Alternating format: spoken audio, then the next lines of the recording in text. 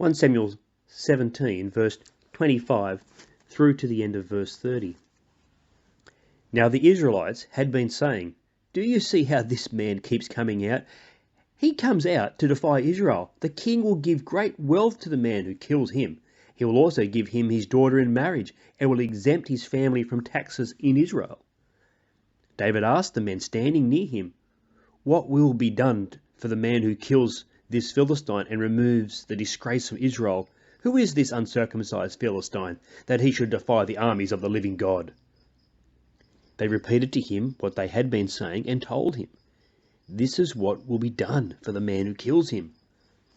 When Eliab, David's oldest brother, heard him speaking with the men, he burned with anger at him and asked, "Why have you come down here?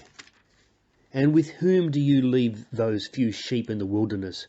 I know how conceited you are, and how wicked your heart is. You came down only to watch the battle." "Now what have I done?" said David. "Can't I even speak?"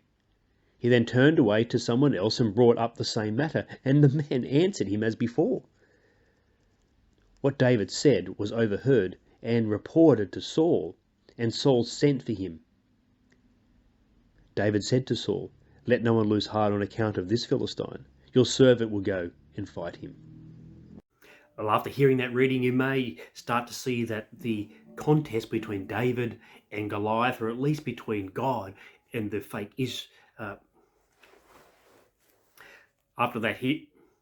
after hearing that reading from 1 Samuel 17, you can start to see that the slow process of bringing David to the battlefront in order to engage Goliath in battle is starting to heat up. And we're actually also seeing the reasons for David being in battle effectively are that he wants to pit the fake Philistine gods and Goliath against the God of Israel, because that's where the real power lies, and that is also where the real mockery is lying, also within the Philistine camp.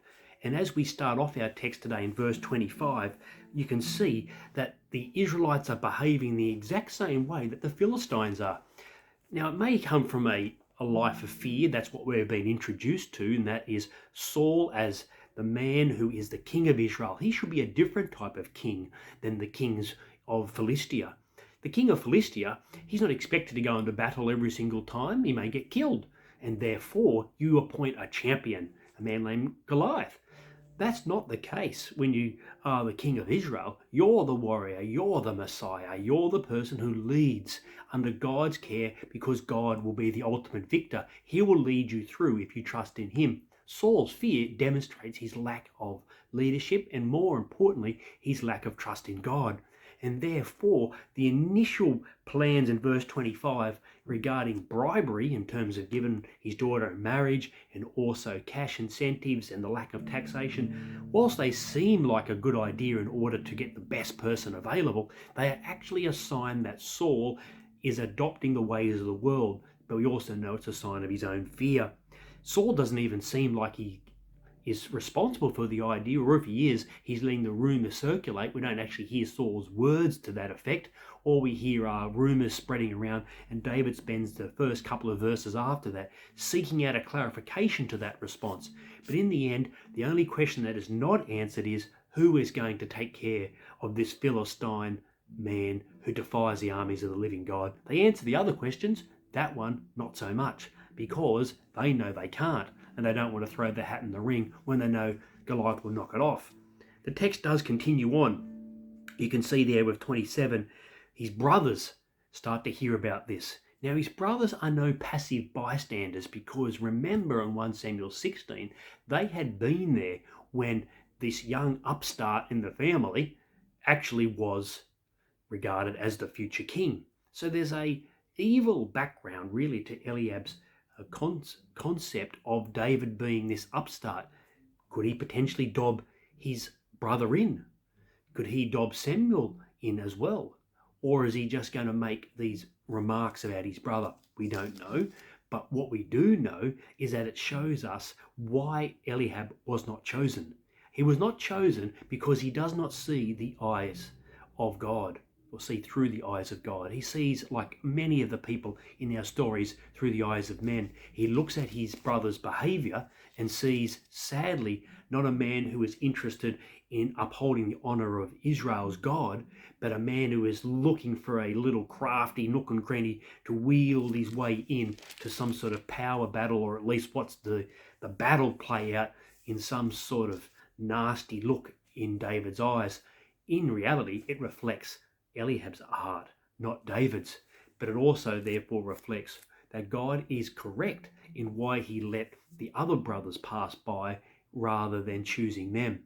Remember, the way you look, the way you act are two completely different things. The way you look, you can't change. Even though others may look upon you and treat you differently, the way God looks upon you is because of your faith and whether you trust in him. And this is what we see sadly with Eliab right where it matters. David, on the other hand, speaks exactly what we want him to speak. He wants to go into battle against the Philistine, not because he's strong, but because his God is strong, but because God is stronger and, just as importantly, real. He's a living God, and therefore he has the power ultimately to decide the fate of Goliath. Saul, on the other hand, seems to pluck this David out and just go in verse 32. Awesome, we've got someone else. Let no one lose heart, David says to Saul, on account of this Philistine. So David is the one giving guidance to Saul. Saul is not the one helping this champion. It is David helping the king of Israel. Your servant will go and fight him. And so we end our passage today with David encouraging the king, with David taking on the king's role of fighting, with David resisting his own family's accusations, and with David standing as the man in between, or of the between. He's going to be the man between Israel and Goliath. This behavior he now starts to do is one he'll do for the rest of his life. And it's a great segue into the Lord Jesus. Jesus, as I was reading today, actually in Mark chapter 3, was receiving a lot of criticism from his own family because they thought they knew him, the carpenter's son, the shepherd's son right here. They thought maybe he's gone mad or he's a bit of an upstart, maybe like David here. But in the end, Jesus, when he is anointed through his baptism as the King of Israel, he is the man between us and judgment, and just as importantly, between us and salvation.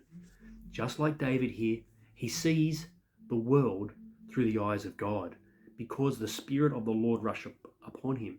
The Lord Jesus has the Spirit of the Lord come upon him, but he was already God before the Spirit of the Lord come upon him. And so we get that great understanding that when we see Jesus Christ act, we are seeing through the eyes of God. Therefore, when you trust in the Spirit's working in unexpected ways in your life, you are seeing the power of God work, and that is all to his glory. Amen.